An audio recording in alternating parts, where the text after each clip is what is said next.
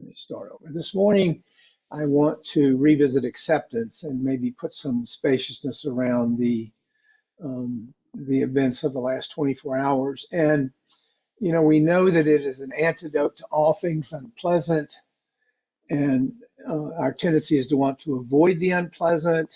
But the Buddha asks us to accept not just the joys, but the sorrows of this life. And I don't need to tell you, we suffer from both physical and psychological pain. So this morning, I want to focus on the more psychological pain that we suffer from painful outcomes, difficult emotions, challenging thoughts, painful memories, unwanted feelings, and so forth. Because we think about them, we worry about them, we anticipate them, we dread them, we hate them, we hate how they make us feel. We try to get rid of our pain. We push it away, but it only amplifies it. We know this. It only entangles us in it further. It only traps us. We become a prisoner of it. And I think some of us are probably feeling somewhat imprisoned this morning. So, and I'll also make the distinction between acceptance and resignation, because I think, there's often a feeling of resignation, of just giving up, of hopelessness and the like. But acceptance has been a key to dealing with adversity since the Buddha talked about it 2,600 years ago. You'll recall the second noble truth that craving or desire is the root of all suffering. And part of what I think he meant by that is that wanting reality to be other than it is a form of craving. It's a form of a lack of acceptance. And as we touched on a little bit on Saturday, acceptance is also a cornerstone of 12-step programs, going back to the origins of AA in 1939. And you'll often hear folks say that acceptance is resignation, acceptance is giving up. But that's not the real meaning of it. That's a different experience. John Kabat-Zinn, the psychologist who developed mindfulness-based stress reduction, says, quote, acceptance doesn't, by any stretch of the imagination, mean passive resignation.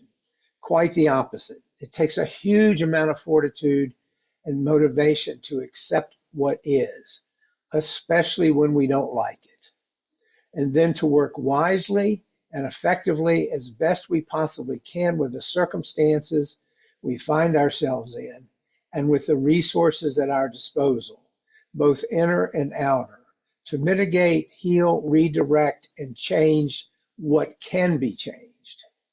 I think that really speaks to the moment. I mean, the tendency is just to resign, throw in the towel, go bury our head somewhere. But what he's saying is, this is not the time to do that. This is not the time to stop fighting the good fight. It's even more imperative now. Desiring the world to be something that it is not at the moment, um, and ruminating about how it should have been. We have to be able to confront that, because only then can we change what can be changed. Certain things obviously cannot, but that doesn't mean that we can't continue to speak out and do whatever we can to fight the good fight.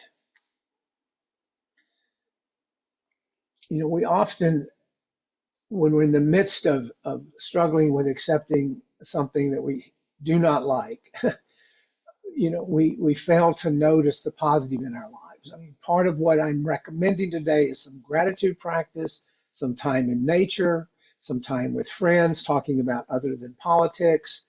I'm hanging out with my dogs this morning and having a good time, trying to have a good time with them. You know, really redirect, but in the context of accepting uh, things that we would rather not accept. Um, and this is in contrast to resignation, which is giving up, submitting, just throwing, as I said, throwing in the towel. Um, what we do is we drop the rope with that which we cannot change. You know, acceptance is an active process, as John Kabat-Zinn said. It's born of discernment. It's by its very nature imperfect, though, and it is not easy. And remember, we do not have to like what we accept. Acceptance doesn't mean I like it. It only means that I have no control over what has happened or being able to change it. Because fighting with that which cannot be changed only increases my suffering. Christine Feldman, the Dharma teacher from England, talks about there is no point in arguing with the inarguable. There is no point. It only leads to greater suffering. Now, again, I can tell you right now, in my body, this is not easy. And I'm sure for all of us, it's not easy. But there is freedom in acceptance, and freedom with using our despair, our upset, to channel ourselves into positive action. We cannot roll over. But we have to accept that things are not the way we want them to be. The ego hates that. The ego hates to accept things being other than we want them. But when there is no going back to the previous situation, which we want to, what if? Again, acceptance is not resignation. It's not passively giving up. It requires courage and strength, resolve, and intention. But at the end of the day, once we've leaned into that which we're trying to avoid, once we begin the process of accepting things as they are, we are empowered. We now have choices instead of feeling like victims. We come together as a community to support each other. We lean toward receptivity. We remove many of the shoulds of our daily life. Oh, it should have been this, it should have been that. Well, of course it should, but it isn't.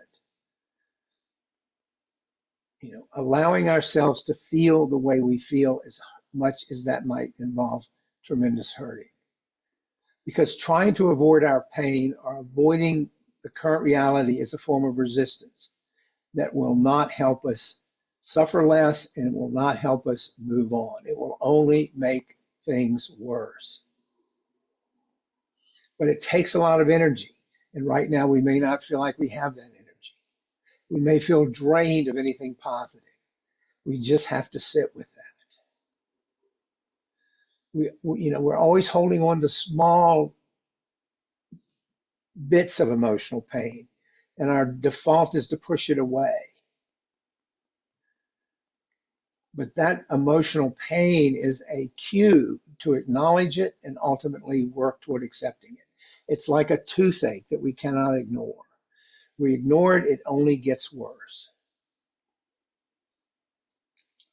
Because holding on to that tug of war rope instead of dropping it is like pulling on a shoestring that is knotted. It only gets tighter, more tangled, and makes things worse. Embracing life, not all of its ugliness, all of its beauty, is the meaning of the Dharma. It's the meaning of where we set an intention to be. It's about embracing all of life as it is. This is central to the Buddha's teaching. And if we ever wanted to employ his teachings, this is the kind of day where it's exactly what we need.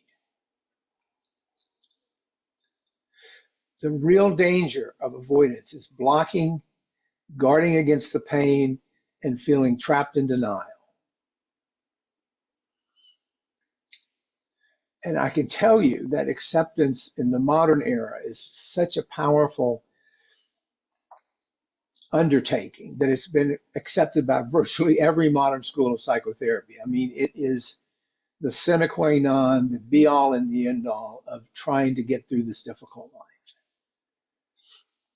So I want to stop there and let's talk. What time